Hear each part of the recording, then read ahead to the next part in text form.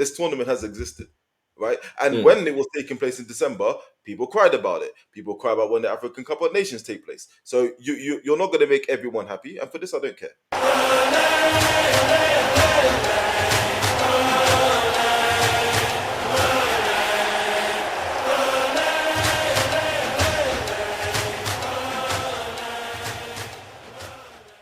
Hello, everybody. This is Over the Line, the football debate show by fans for fans. My name is Davo, and joining me on today's show, we have an original. Now, this show started 8 years ago, and we've just relaunched. And with me today is Nigel, Nige, one of the originals. It's been a long 8 or so years. It's good to be back on screen with you again, buddy. How are you? Oh, I'm very well. I'm so happy to finally be back. The show's back. Yeah, it's It's good been to a see long you, time man. coming. Yeah, so now today's episode is going to be all about the Club World Cup. We've got the final coming up on Sunday. We're recording this on Saturday, the 12th of July. As it stands, the final is going to be tomorrow. So today's going to be all about the Club World Cup. Now, there's no better place to start. You know, we will be previewing the final itself between PSG and Chelsea, but there's no better place to start at the moment than with these two. We have ourselves Jurgen Klopp and Arsene Wenger. Now, what's been going on between the two of them is we're used to them being, rivals on pitch for Liverpool and for Arsenal.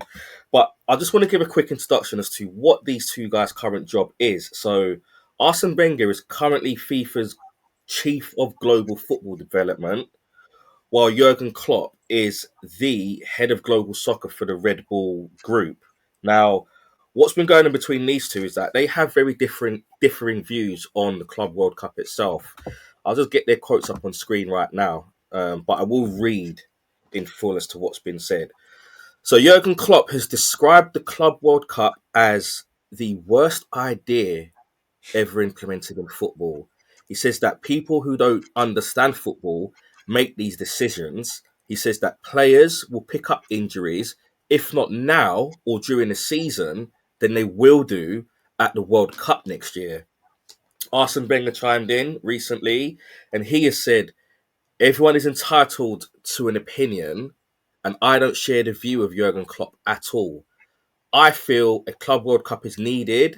If you make inquiries to all the clubs who were there, then 100% of the answers would be that they would want to do it again. That's the best answer of what the clubs think of a Club World Cup. He further on goes to qualify his statement by saying, the decisive question is, do the fans like it or not? He says, we believe attendances were projected as low, and in reality, they were much higher. Nigel, taking into the account the criticisms of both Wenger and Klopp, where do you stand on this debate? Who do you side with more? Right. So initially, when I heard that the club this tournament was starting, I was in Klopp's corner, and especially the season that Manchester United have had. I wanted the season to be over and done with. I was tired of Mm, football. I needed a break myself. So the idea yeah, of another tournament coming through, I thought, yeah, well, is this needed? What is it? And in the beginning, I didn't watch any of the games. I just thought, no, I'm tired of football. I need a break myself. yeah, But um, maybe it's that I living abroad and living in a place where football is not exactly the heartbeat of the country. Um, the interest that's been garnered here is has really amazed me, especially consider that somebody. For those who don't know, I'm currently living in Dubai. So for some of the Arab nations that took place, there was a real atmosphere mm, whenever the games were on, and then so they initially piqued my interest. And then you saw then you saw the Al Hilal versus Man City match where, well, I was like, wow, because if you listen to all the podcasts or anyone else or any of the Sky Sports News, anyone talking, Saudi football's dead. There's nothing, what are they even doing over there? And they pummeled yeah, one of our best teams in the country. yeah, um, and then as the tournament's gone on, it really I've seen the attendances rise, and when Arsene Wenger is talking about the number of fans attending, you also have to factor in. Do you know how much the tickets were costing per game? So Weren't they initially quite high, and then they dropped it down to quite cheap? yeah, so one of the previous games, I think the Chelsea game was the tickets were retailing for over $500, and then they did this dynamic pricing, and so it went from that to $40, and you were able to basically get it on the day at the gate. Um, Yeah. so so I understand those who will say, this is just greed, and they're looking to raise as much money as possible because this is evident in how they price the tickets for the tournament. But there are a lot of people who are here speaking, especially people like Klopp who manage in the Premier League. You're managing from a privileged position, okay? We Mm. all know how much the TV licensing, the latest deal for the Premier League got out of Sky, and what they get from overseas for that particular league. But football is not just the Premier League, nor is it just La Liga or the Bundesliga. Okay, Mm. so Arsene Wenger is correct. His job is to look after the world game. The world game. Yeah. Okay, so the prize money that's available to these teams can really transform and really help them in domestic league and help that domestic league to progress as well. If you're thinking now what Palmeiras and Fluminense are going to be able to do in Brazil when they do the transfers, and the money should trickle down and boost that footballing economy. The same with Just, Arab just, nations. just The same with before you go on, though, I just want to pick up on that, okay? Because you've mentioned that the money will help the leagues sort of improve. But is there not an argument to be had that if it's one club that's getting all of the money, then it's going to be that club that's actually going to dominate and pretty much be a detriment to the league? Because if you look at the team that came over from Australia, okay, yeah, yeah, they got smashed, 10-0 by Bayern Munich. And the results at the tournament weren't great, but they're walking away with about, let's say, $50 million, which I don't know what the prize money is for winning the league in Australia, but I can imagine it's nowhere near the 50 million that this team that took place in the tournament is walking away with. So is there not a debate to be had that that's now going to be a detriment to the league because you now have a position where one team has all the money, so they can pretty much do what they want unchallenged? so what's your view on Bayern Munich in the Bundesliga or PSG in Ligue 1? Right. What did Well, you think? aren't they called farmers leagues for a reason? But what did you think when Abramovich first bought Chelsea?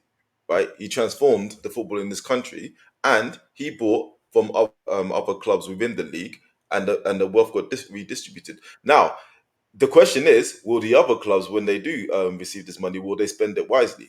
You've seen, Mm, look at our league, the Premier League. Look at what Brighton's able to do today, right? And God mm, knows what Brentford's going to be able to do with the money that they get. They reinvest well, so the money does get redistributed. The question is, what do you do? How well would you spend the money? Man United is a perfect example of how not to spend money. Okay, mm. and West Ham probably is another. But there are plenty of teams that are Nottingham Forest were fighting for Champions League at some point in this, and because they spent well. Okay, Yeah, so when the Brazilian clubs do go back to Brazil, where they're going to buy the players from? They're not going to buy it from the Premier League, are they? No, they're going to buy within their league, and that's going to be new money that didn't exist within that league. The same with the Australian league, and so on and so forth. yeah. That's my viewpoint.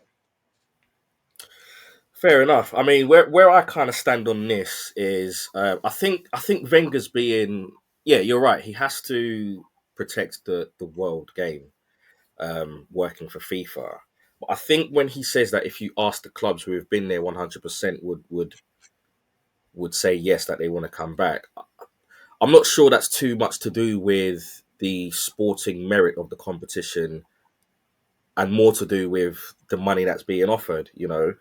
Chelsea having reached the final and PSG having reached the final are on course to make over 115 million just from this tournament.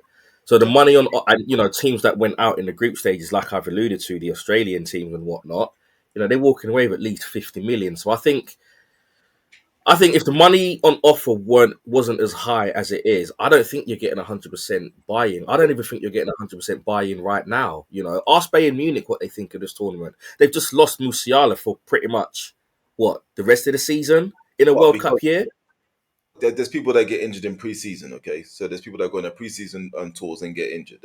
Injuries is part of football, and that's unfortunate, but it happens. You can't blame a tournament because someone got injured. No, and it wasn't like he pulled a hammy or anything. It was a collision, correct? Yeah, I believe so. Yeah. So these things happen. It's unfortunate, but these things happen.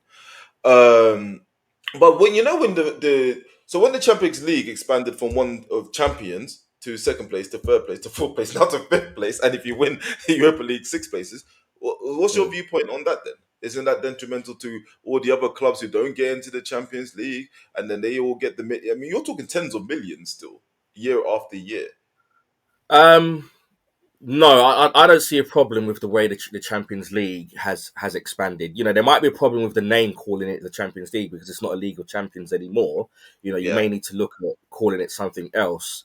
I don't see an issue where the clubs that are in it are detriment to No, no, you know no. I'm talking about the the distribution of wealth, which is what you were the saying, just right? distribution of wealth is well, it's not as put it this way: the teams that win the Champions League, you know, and go through a campaign, I think it's worth about 100 mil to them. But Yeah, that is a every year. tournament where the football is high class and every team is putting their best foot forward at all times. You know, you don't have a situation where you know clubs are. Firstly, it's not viewed as a friendly. Let's just get that out of the way, right? It's not viewed as a I, friendly. This did you this watch? tournament still Can I gone. ask you a question? Did you watch the Brazilians play? Did you watch any of the? Yeah, Have you watched any of the games? yeah, I've watched a lot of the games, and what I will say, okay, Yeah. is that the clubs outside of Europe have been better than I anticipated it being. I will say that. However, as competitive as they have been, there is still a perception in the mind's eye or in the public's mental state, or even in footballers' mental state themselves, is that this is a glorified friendly. And I don't think that's something that we can shy away from. It is a glorified friendly No, no, tournament. no, no, but you see the way you said it. You're see, you say it like you're speaking for the world. No, you're I'm not speaking speaking. for the world. I'm speaking for me. I'm Yeah. speaking for me. Oh, okay, okay, clear. Yeah, but I mean, I could tell you that there's a lot of people who don't see it like that, especially for Mm. those who maybe are not born who are not from UK shores. That's not the viewpoint of the many masses of the billion people on this planet, right? You're talking about a few 100 million versus a billion people who actually think this is a worthwhile tournament and don't see it as a glorified friendly. Okay, so let me flip this onto you then. So you could say that there's whether it's 100 million, 100 billion, 100 trillion, you know, that there's a certain percentage of the world out there that sees this tournament as serious, and there's a certain percentage of the world out there outside of me and these four walls Yeah. that see this tournament as a glorified friendly. Okay, but Okay. there's 100% of the planet and the universe that sees the Champions League as a competitive competition. So to me, that comparison is a bit of a false equivalency No, because it's not. no matter. You're hold on, hold on. This tournament is expanded. This tournament has always existed, and when Klopp Mhm. won it, he was dancing, right? Yeah. And he was quick to say that they were the best in the world, and they were quick to have the crest on their shirt. Hmm. So this is the same tournament that's been moved and expanded. It's not a new tournament. It Yeah. has existed for decades. This is a tournament of heritage that was taking place in December. Okay, Hmm. and if you remember, it was brought to my attention because Man United pulled out the FA Cup to play in this tournament. This tournament has existed, right? And Mm. when it was taking place in December, people cried about it. People cry about when the African Cup of Nations take place. So you're not going to make everyone happy, and for this, I don't care. What I can tell Mm. you is a worthwhile tournament. I have watched the matches, and I didn't see anyone, especially that PSG Real Madrid game. I didn't see any of them taking it as a friendly. Okay, so I'll give you the final word on this. So, do you stand with more on the Klopp side or more on the Wenger side? I think that again, Klopp won this competition, and he wasn't speaking like that, okay, at all in Okay. any way whatsoever. I If you're asking me now, the better question is, was America? Do I am I happy with how FIFA have priced the tickets? Do I think they promoted it well? Do I think America was the best place to host this tournament? No. And Klopp is talking about player welfare. Let me just say, remind in the English game, there's about 4,000 professional footballers. Would you agree? About 4,000, Hmm. right? So you're talking between Chelsea and Man City. What 40 players, 50 players are there? Each. Right. That's it. So we just want player welfare. Who's welfare? Because from my understanding, the people Chelsea and PSG and this is the ones who I know that I've heard them say. Well, the players will get 3 weeks off. 3 weeks off. That's a holiday Mm. before they come in for the season, right? But Hmm. you're talking about the English league. So 40 players out of 4,000. When you're talking about player welfare, it's 40 players. Mm. So you Okay. must scrap a whole tournament because of 40 players. That's for me. That's insane. I mean, it does appear that Klopp is being a little bit of a hypocrite here. I mean, I'm more in the middle when it comes to these. So I see the merits of what's been said more so Okay. But on Klopp's Ladi, side to do with the one last injuries. question. One last question for you. One last question Hmm. for you. Right. I'm seeing some of the Arsenal going for Madueke, us going in for Mbemo, us going in for getting Cunha. You're Hmm. talking. It looks like everything is a flat 60 million anymore. Hmm. David, and what the players are asking, Rashford on 300k, Sancho not far off that, right? Yeah. How do you think this is the if the players are asking for these kind of salaries and want to be paid this amount of money? Where do you think the money comes from? You need these Mm. tournaments. You need these tournaments to basically fund it. You've seen some clubs spend 80% 85%. How much is Villa's? 90 something percent of their revenue goes on player wages. Wages. Yeah. Right. So if you're talking about player welfare, then there's a solution. If you really want to kill the Club World Cup and tournaments such as this and the preseason friendlies that they go on, that's lucrative for them, and the players are saying, what Klopp is saying, then it's very simple. Half your salaries, right? Mm. Half your salaries, and then you got a case for directors not having to seek new revenue to come in to pay for these extortionate costs plus your agent. That's how Okay. I see it. You can't have it both ways. Fair enough. Now, moving on to Sunday's final. Okay. We have PSG, playing Chelsea. Both teams have taken quite differing routes into the Yes, final. indeed. Chelsea have, beaten Benfica 4-1. They then went on and that was in the, I believe, the round of 16.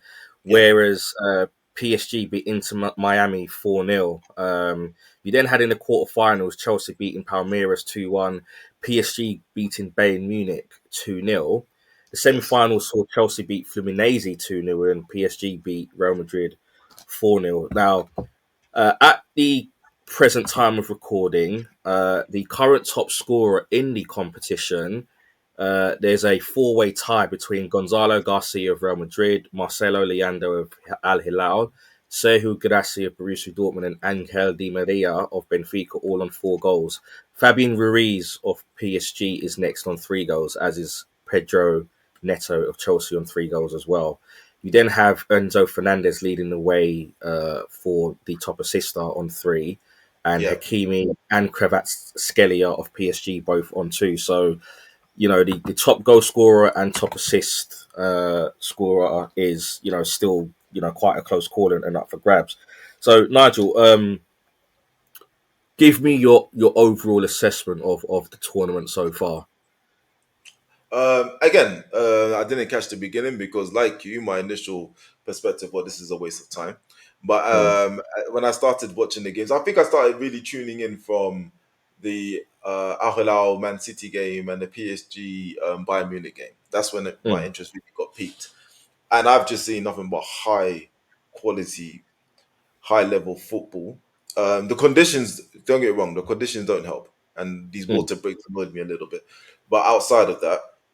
Um, I think the standard has been high. I think the Brazilians, and I've been impressed by some of the teams that did take part, like you mentioned.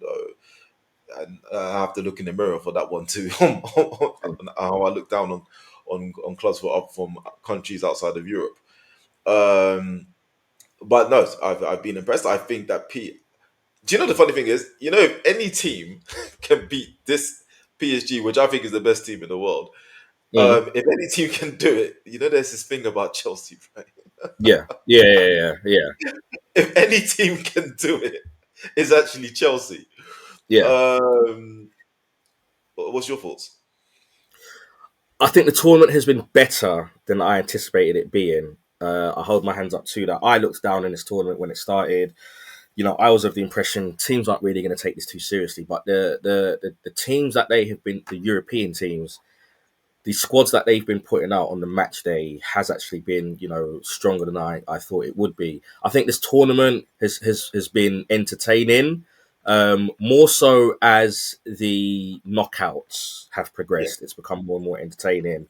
yeah. Um, I did in a previous video make a prediction that Fluminense were like a dark horse club, I thought and the so. fact that they reached the semis, I kind of feel proud of myself Vindictive. for Yeah, looking beyond the European teams and picking out somebody that could provide a bit of a challenge. I did say that the final would probably be Man City or Chelsea versus PSG, and I did predict PSG to win it. I've seen nothing that's going to change my opinion on that. I do believe PSG are going to win it. I do believe they've been the best team in the tournament. I do believe yes, that they've had to play the better teams in the tournament, and indeed. every time they have come out on top. They've beaten Bayern Munich No, but 2-0. I not think they just beat on top, Atletico Madrid 4-0, not just on top, significantly on top. significantly on top. Yeah. Yeah, Yeah. So I've got PSG winning this. I'm never one that is good at making score predictions, but if I had to make a prediction, I'm going to say 3-1 to PSG. What about you? if PSG win it, if PSG score early, like they did against Real Madrid, uh, threes or fours. Mm. If Chelsea can get into the second half with a nil, I think that then I have an itchy feeling that I have a sneaky feeling that either Chelsea will take it all the way, or they'll Mm. scrape with a 1-0 win. For example, in the Premier League, they had 7 1-0 wins. So Chelsea know how to and they in the competition that the European one, what's it called? They didn't Conference League. yeah, the Conference League. I don't think they played anything kind of special. They just always got the job done. That's what Chelsea Yeah. do. They get the Yeah. job done. And that's how they got into the Champions League. I didn't see anything special. You saw that Cole Palmer for the second half of the season. Where was he? Yeah. And with Jackson off and everything injured, but they just got the job done. So Yeah. if anyone can beat PSG, I reckon if they get to halftime and it's 0-0, Chelsea may have a chance of scraping it 1-0 or taking it all the way to the final. If PSG score in the first half, then this could be threes or fours. I Okay. cannot see PSG losing. So yes, I'll go with the PSG win, and I'll say 4-1. Oh, 4-1. Wow. Okay. Well, it remains to be seen. So, yeah, on that note, Nigel, I want to thank you for joining me. I want to thank the viewers for watching this episode. And if you're still here at the end, thank you for your time. On that note, we'll end the show there. Nigel, good to see you, buddy. And I look forward to Right. working with you again in future. Thank you, David. Speak to you soon.